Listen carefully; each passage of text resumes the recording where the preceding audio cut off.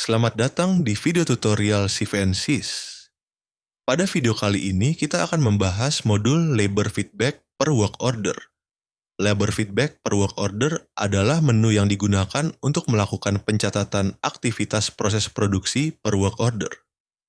Berikut adalah hal-hal yang dicatat dalam penginputan labor feedback per work order. 1. Durasi setup time per work center. 2. Durasi pengerjaan per work center. 3. Jumlah setup crew, tenaga kerja langsung yang terlibat dalam proses setup per work center. 4. Jumlah run crew, tenaga kerja langsung yang terlibat dalam proses per work center. 5. Downtime dan reason-nya jika terjadi pada suatu work center tertentu. Mekanisme penginputan transaksi labor feedback per work order dilakukan setelah menyelesaikan semua work center pada suatu work order. Dalam kata lain, labor feedback per work order di-input saat proses produksi sudah selesai.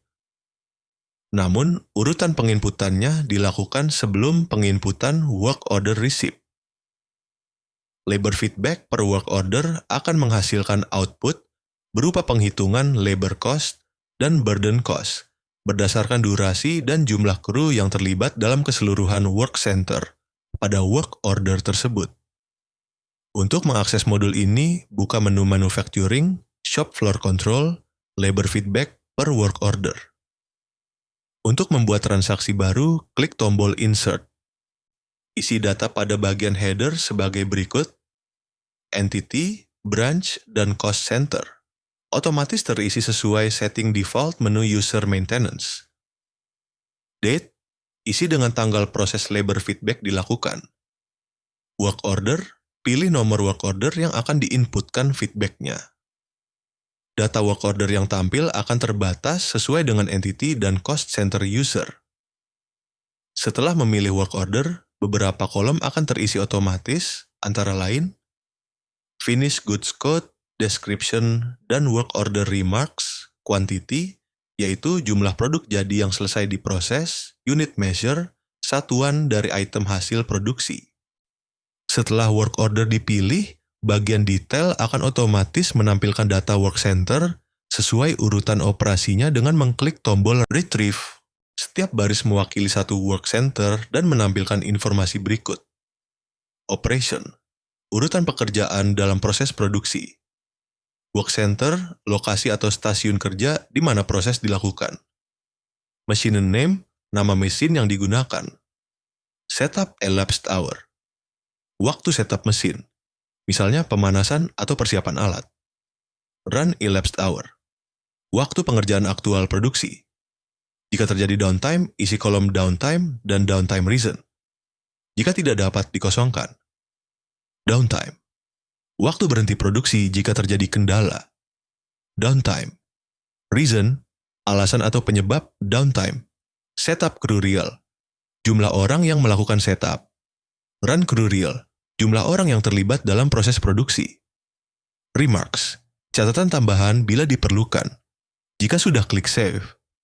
Jika terjadi downtime dengan lebih dari satu alasan, Anda dapat menambahkan baris di tab downtime detail, mengisi waktu berhenti, dan alasan downtime untuk setiap kejadian.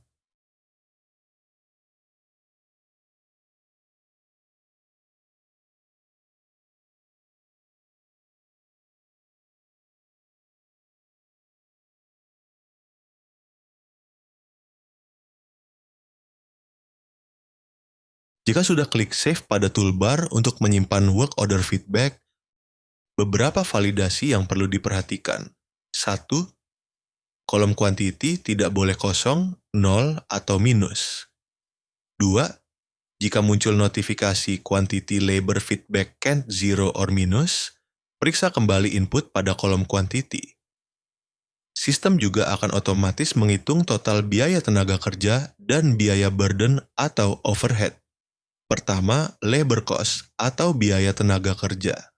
Rumusnya adalah jumlah kru saat setup dikali waktu setup dikali tarif setup, ditambah jumlah kru saat produksi dikali waktu produksi dikali tarif tenaga kerja.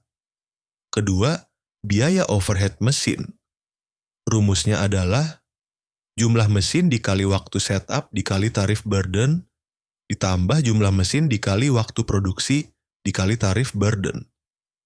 Dengan kedua rumus ini, sistem dapat menghitung total biaya kerja dan biaya mesin secara akurat berdasarkan waktu dan sumber daya yang digunakan. Setelah disimpan, sistem akan otomatis membentuk jurnal dengan pola. Debit, WIP Labor Account. Ambil dari settingan Manufacture Control File WO WCLACC. Debit, WIP Burden Account. Ambil dari settingan Manufacture Control File WO WCBACC. Credit, Labor Account. Ambil dari Grid Detail kolom Labor Account Code. Credit, Burden Account. Ambil dari detail kolom Burden Account Code. Fitur lainnya. Edit data, transaksi tidak dapat diedit setelah disimpan. Jika terjadi kesalahan input, perbaikan dilakukan dengan deleted data, lalu input ulang transaksi dari awal.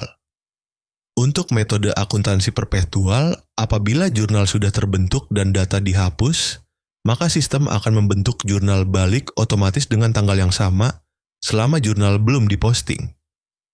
Dengan modul labor feedback per work order, perusahaan dapat memantau efisiensi proses produksi, mencatat waktu kerja aktual, biaya tenaga kerja, dan beban mesin secara akurat. Data ini juga menjadi dasar pembentukan nilai COGS yang lebih tepat sesuai aktivitas di lapangan. Demikian tutorial modul labor feedback per work order di 7sys.